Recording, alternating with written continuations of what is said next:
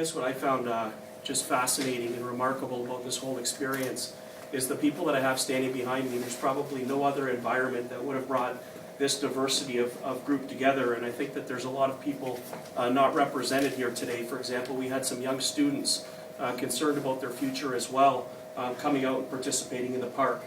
I think of one of the best days that I had in the park was probably 70 or 80 people on a nice sunny day, I think in late October, where we all had the opportunity to go around the circle and talk about why it is that we were here and what we were fighting for. And you know, I kind of have to giggle a bit when people say that they are unclear, they don't know what their message is.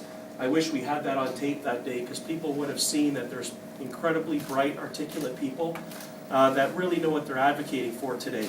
One of the comments that I made is, so often in our political system, our politicians are administering the system, which I can certainly vouch for. And the reality is we need so many more advocates. When I think of the success of the movement, I think of the amount of awareness that has been raised on all of the issues.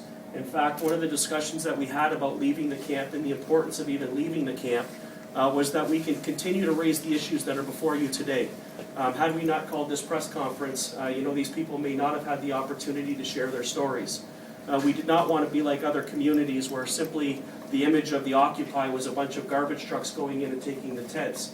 We had a strategic decision that we thought it was important that people get out and share their stories. But beyond today, that we create mechanisms where we can talk about mental illness in our community. We can talk about poverty. We can say that we live in an economic system that's unsustainable.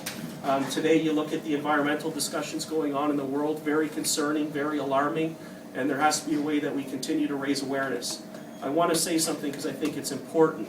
And I want to say we've done things differently in our community, not just from the occupation standpoint, but the reality is we've witnessed police oppression throughout the world as it related to the Occupy movement.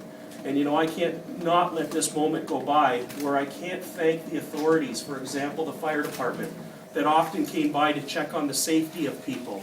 The police department that talked about making sure that there's a healthy transition moving into the future.